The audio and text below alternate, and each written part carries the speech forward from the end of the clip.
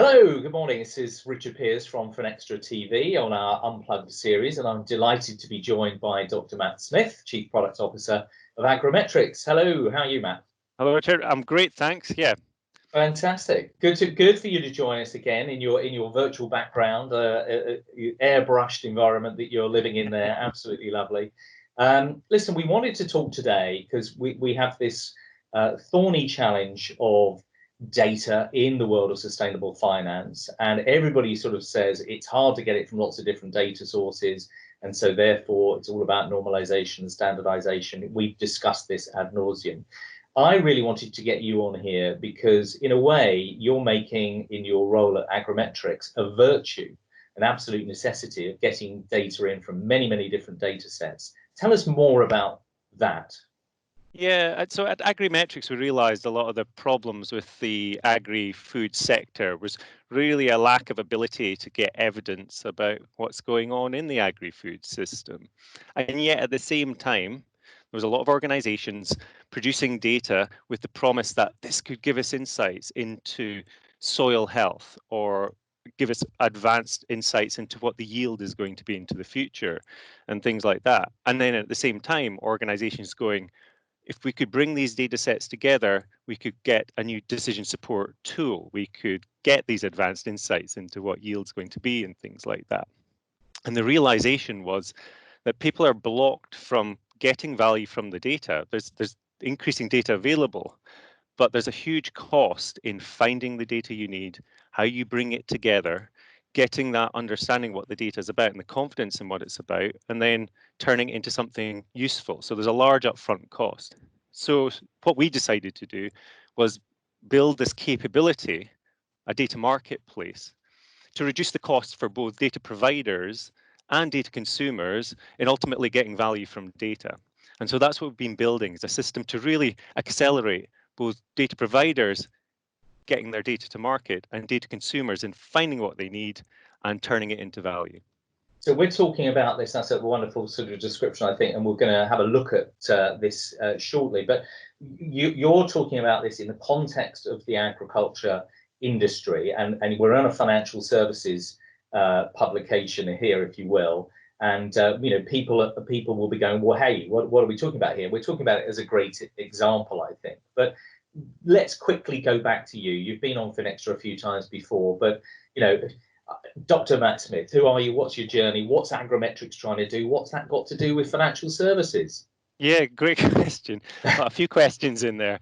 Yeah, so I guess I've always been an environmental innovator or an innovator in the natural world. It's all about, for me, identifying products that informs a decision maker, whether it was working at Microsoft as an environmental scientist and working out how we get value from environmental analytics, whether it's working at Kew Gardens and working out how do we put information from the botanists in the hands of a decision maker like a customs officer so they can recognize species that need to be controlled. And then in reflection, for me, I've always settled on solutions that ultimately come from deriving new insights from data. And I always felt a little bit of a fraud in terms of being an environmental innovator because I wasn't creating any physical new hardware or a new machine or something like that. It was always in the computer. But it turns out that's the majority of innovation nowadays. And so for Agrimetrics, over my years, I have seen that people are just locked out of getting value from the data through a lack of ability to really translate what is available, both data and scientific knowledge and understanding and just general technology, into usable insights. And Agrimetrics is all about that. So Agrimetrics was set up, it was the first of these agri-tech centres to be set up. So about 5 years ago, the UK government realised that UK agriculture was falling behind the rest of the world on a number of measures because of our lack of adoption of modern solutions to improving our production, to improving our sustainability. Now, that's a whole range of technologies, and the area that Agrimetrics focused on is how do we really accelerate people using data in order to achieve those particular benefits. And so that's the focus for Agrimetrics, is really accelerating organizations across the agri-food sector in terms of getting value from data. Now, the agri-food sector, as we think about it, is not just farmers. In fact, it can't be farmers. In fact, initially, it's probably not about the farmers. It's about the rest of the supply chain in the agri-food system. So what is that? It's the processors that take the goods from the farmers. It's the shipping organizations that do the transportation. It's the retailers that are ultimately selling the produce. And the manufacturers. It's the end consumer. And of course, it's all the peripheral industries around it. It's the government, it's the financial sector, it's the insurance.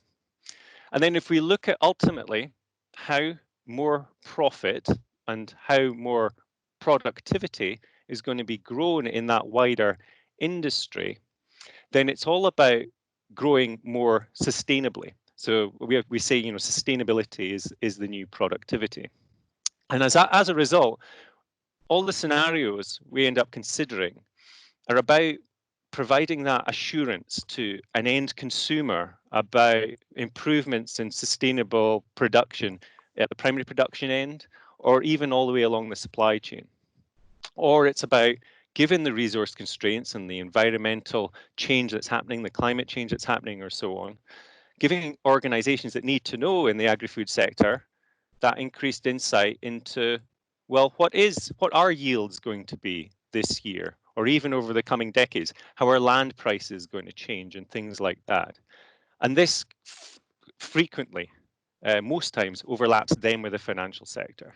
On the short term, organizations wanting to know, well, how are yields going to change, to medium and longer term, in terms of wanting to know, well, where are people going to be buying land? How are land prices going to change? How are production organizations, our organizations, going to guarantee that they're able to produce sustainably? How do they do their sustainability accounting? And so we're getting involved in that whole process. And fundamentally also, you know, that my investment, you know, what's the traceability of my investment that says that it's sustainable? It needs to have the data flowing up from everything you've just described, that complex ecosystem, for that confidence in that financial instrument. So that's the thing that, you know, so often people go, great, I love what you've just said, but how the devil do I get that detail into my financial ecosystem? So give us a demo now, if you wouldn't mind, of your new system, your new data graph, and tell us a bit about what's going behind this in terms of the technology. So talk us through this. Thanks, Richard, with pleasure. So this is our website. We talk about ourselves being this agri-food data marketplace. And what we want to do is speed people up to finding just the data they need, or as a data provider, identifying where there are opportunities for them to commercialize their data through the marketplace. So there's different ways we need to help people look at data. But let's just quickly see what we're talking about in terms of making data available. So if you click on Find Data here, what you end up is seeing a traditional way you can look at data sets, which is our data catalog. And what this is listing is the range of data sets that people can obtain from us or obtain through us over in a variety of different ways. So I'm showing some Agrimetrics data sets. These are data sets that we've created. And what this shows is some data sets actually that are the more modern state-of-the-art data sets that are now coming on stream. So here's some that are just coming soon, which is live and historical crop prediction. So predicting what's growing where, and potentially into the future what their yields are and crop health is and things like that. We've got radar properties. So this SAR data is radar data, which can see through clouds. So we can provide insights from that about what's happening in production systems, in fields, in the environment, anywhere in the world using this radar data. The trick is how you go about deriving what that radar is telling you, which is then what we do in order to turn it into, for example, yield predictions. You see some information in relation to cows here and a bunch of other things like field boundaries. A big growth area for us in the catalogue is satellite information and satellite derived data, because it's really helping to reduce the cost of doing monitoring of natural environments, such as carbon, for example. So this is one way. But we realized in developing tools to help people ultimately get value from data that there's three most common ways they need to think about the data. Yes, there's the list of what are the data sets, what's available, who are the providers, how often are they updated. And there's another view, which I'm sure many people have seen, which is just a map, like Google Earth, for example, that you can see data on a map and you can see how data sets relate to particular places in space and time. So if you want to think about, for a particular region, how do I do something like compute soil water balance or whatever it is, or view logistics, traffic in and out of an area, then you can view that particular place in space and time. But we realized a big underserved area is thinking about the data simply in terms of what is it about? Is it about crops? Is it about cows and properties of cows? Is it about packaged goods? Is it about end consumers and their sentiment? And that is a paradigm that's also really important for data consumers, data users, and they often have to do all that themselves. And it's a massive cost on their data analysis pipelines. It's what makes projects overly expensive and ended up not being done. So to make steps towards that, what Agrimetrics does is links all the data in the marketplace in terms of what they're about. So we describe all these data sets in terms of the concepts and they're about and what the measurements are of those concepts that are being made. And so what you see on my screen here is our linked data explorer, which ultimately is describing all the data sets in our marketplace in terms of the things that they're about, and then measurements of those things. So for example, we've got data to do with weather, to do with water catchments, to do with habitat and soil, and then properties of those. So soil, for example, soil texture has properties of clay and silt and sand. These are properties that determine things like the soil water balance of the soil, the water balance of the soil. And you see we've got linked livestock data here, a whole bunch of properties to do with livestock. And the reason you need to know this is because when you're actually making a new decision support application, let's say, I'll show you an example here. We've got some examples. This one is for computing the soil water balance. So if you want to compute soil health over time, such as how much carbon emissions are going to come from agricultural practices, for example, from production practices, then you need to understand how much growth is happening, how much resources are going in and how much is coming out. And so ultimately, like most scenarios nowadays, you don't get your answer from just one data set. You need to combine multiple data sets and understand what is related, what ultimately is influencing. In this case, how much water is in the soil. And so what you see here is to compute how much water is leaving the soil. That's this word evapotranspiration. We need to combine the weather, the field information and soil information. In the weather, we've got weather forecasts and weather observations that come from the likes of the Met Office. For the field, we've got things like properties of the vegetation and, for example, how many leaves are in the field. And that's come from the satellite data. So we're linking the Met Office weather data with the satellite data, with a crop map from a different weather provider, with soil properties. And ultimately, this allows us to compute things like how dry the soil is getting over time and allow us to infer things like, well, what's the yield therefore likely to be? And so this is the secret sauce, really, that we're aiming to empower people with, is for their use cases, being able to see that combination of data sets that really enable them to answer their question. Fantastic. So let's sort of unpack that a bit, and if you've said very clearly lots of different data sources, Met Office, Farmer, and so forth, and then you're bringing that together so that you can, as I always say, sort of see the signal from the noise, but it's come from lots of disparate data sets from lots of disparate sources.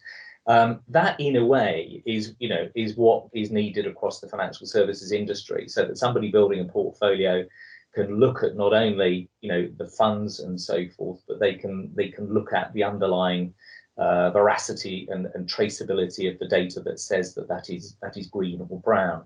What technologies are you using? I mean, this is sort of semantic web territory, but tell us a bit more and inform us around things like the graph database that you guys are using. Yeah, it is indeed semantic web. So the key is richly describing what the data are about. So all the data comes associated with it, definitions of what it's about. And that's the semantic web. There's a few more things that are going on there as well. Put more simply, it's linked data, but linked data in a way that allows you to really understand on what basis are things being linked. So you've got that rich description.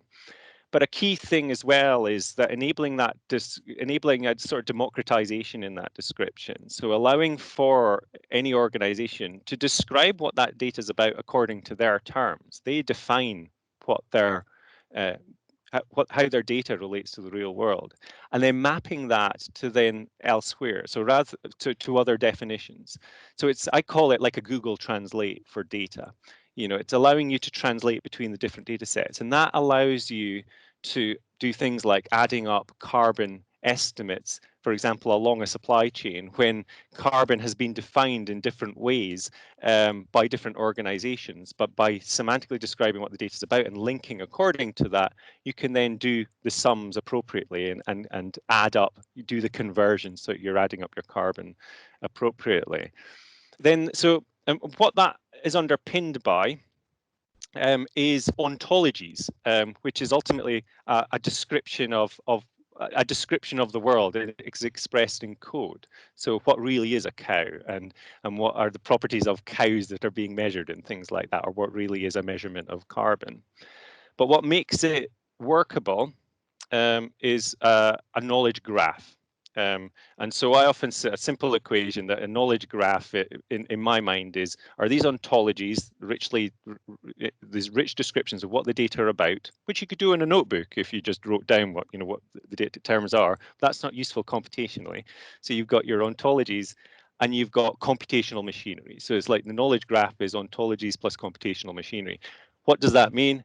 It allows you to then type into a computer, hey, I need carbon for this region, and I need to relate it to the traffic going into and out of an area. Then that allows you to search through the ontologies, the knowledge graph, find the data that you need and pull it together into analysis ready data packages. So rather than you working with a massive data set from one provider and a massive data set from another provider, and what do I need to do to relate them, it just finds just the pieces. It automatically finds just the pieces that you need and gives you a much smaller data set, if that's all you need to work with, where the data's come from different providers. And knowledge graphs are growing in use and popularity. It's what underpins our Google search and our internet searches more generally, is being able to relate what is someone searching for, what's out there that relates to what they're searching for. And the key thing is what's the computational stuff in between that surfaces the things relating to what you search for. And it's now just expanding that out. Fantastic. Hopefully, that's a really interesting thing for people to explore a bit further. Tell us, it's enough for everybody to get their head around, I think, here. But what's coming next for you guys? We've spoken here about agriculture. Well, perhaps I should ask the question. In terms of financial services, because it seems obvious to me.